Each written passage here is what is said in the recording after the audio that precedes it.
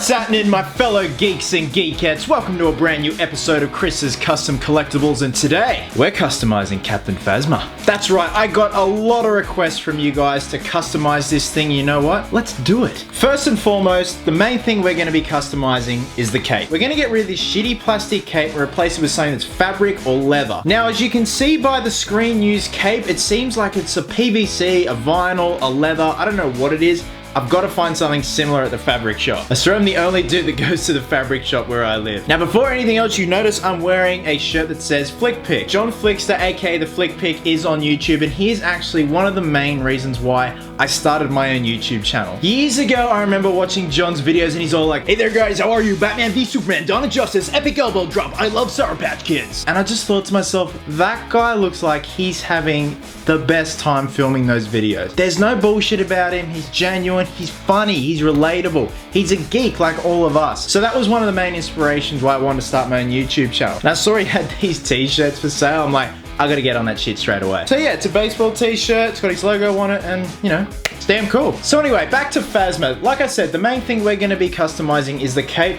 I'm also gonna be customizing this joint here, so the arm is gonna be in the up position, so she's gonna be holding the gun all badass like. In terms of the chrome, I'm gonna leave it as is because I actually think it's quite perfect. I will be weathering the entire armor to make it look soiled and used like it's been through battle. Other than that, just weather up the gun, go throughout the black parts where the undersuit is, and just tidy them up and make them a nice gloss black. Now, first up, I'm gonna be removing the cape, and I will also be using this as a template in terms of length and width for the new fabric cape. And then after that, we're gonna go in and Dremel out this arm, and then we're gonna grind it down so it's fitted into the upright position, and then glue that in place.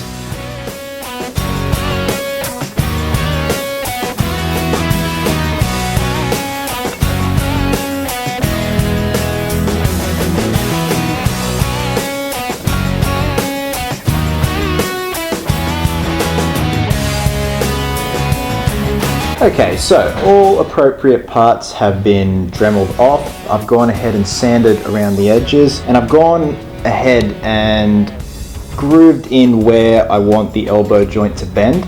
So we're gonna have it about there. So she's gonna be holding her gun up like that, you know, epic battle pose. Now our next step is to glue these two pieces back together, and then we've also got to bog in this area here because it's exposed and open, of course. Now, to glue the pieces together, because it's polypropylene and no other glue wants to stick to it, we have to use a special kind of glue called Plastic Fix.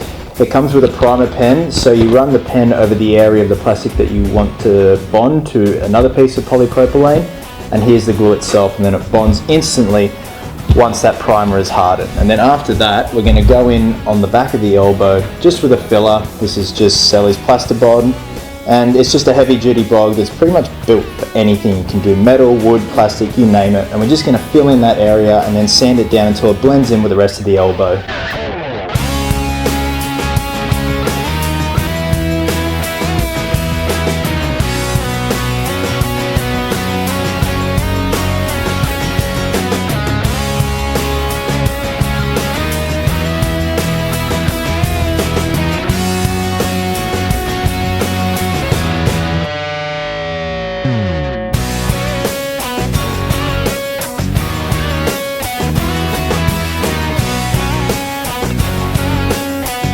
Shit, that glue works fast. All right, so the arm is now fixed in place, and look guys, I'm not going all out, you know, tweaking all the joints. It's just, you know, one simple move of a joint here can give a figure just so much more personality. And I am going for a sort of museum pose. Now that that's all done, you want to let that glue set for about an hour, and it's boiling hot here today, so that really does help with the drying process. Now see if I can zoom in. Now, as you guys see there, that looks a little bit messy, so we're gonna clean that up with the Dremel, or in my case, the Ryobi rotary tool. And then we're gonna use that filler that I showed you guys, the bonding stuff. And we're just gonna fill in this area here and sand it down. And I'll try my best to blend it in and make it look like, you know, the ribbed rubbery undersuit there. And then we'll just go over that with either a Tamiya or a Model Masters Black.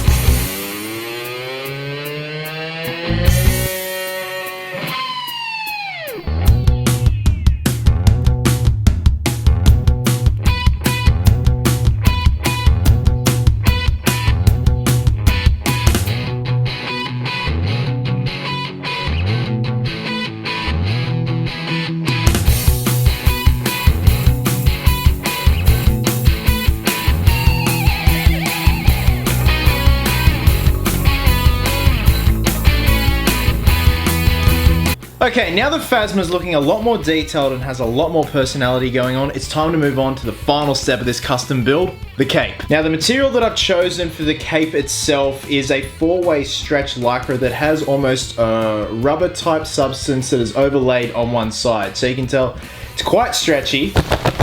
So yeah, only one side has this rubber appearance on it. The other side is just like a matte, and it's just kind of the standard lycra pattern. But this side here represents what, to me, the screen used cape looks like from what I've seen with pictures on the set and the costume itself on display. Ooh, Lord have mercy, it is hot in here. Sir, I say sir. Now here's the original plastic cape that came with the figure itself, and like I said, I was gonna be using this as a reference and a template to trace out a pattern that I can draw onto the brand new fabric. Now here's where it drapes over the shoulder, and I went ahead and just slit just in that section there, so when I do trace it out, I'm able to flatten it out like so. Now this was the original unaltered template with the exact same width and whatnot, just for an overall reference and a test pattern so I could test it out on the brand new fabric. This, however, is the final template that I'm going to be using on the figure. Now the only thing that's changed is the bottom section here. The cape has a lot more of a wingspan, and reason being, with a material like this, as well and as great as it falls now,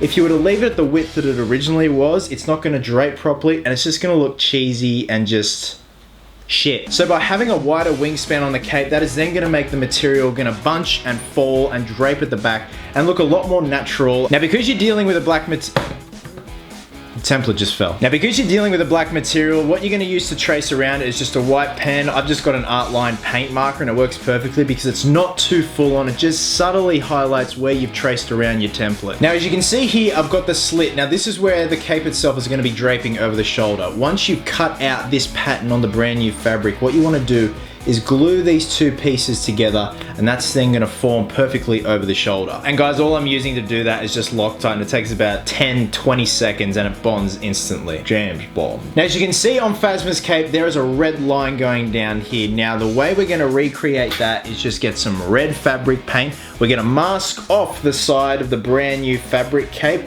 and just paint over it. This probably takes about, I'm going to go with 4 good coats. Don't be sloppy, be precise, because you want this looking good. Now the brand itself is Americana. Americana! See? Now I did do a test on the brand new fabric last night, and it works perfectly. Even when you stretch it, the paint stretches with it. So I can't emphasize enough, one coat just will not do it because you're painting red on black. It is not going to be a bold color straight away. You need at least 3 or 4 coats to make it a bold red and make it really stand out. And to mask it off, I'm just using standard electrical tape. Nothing fancy, guys. Now once all that's done, guys, what you want to do is then bring this section of the collar, which goes around the neck, over to this side and just glue them together using the exact same Loctite that we used to seal in the shoulder area. And it's just that simple!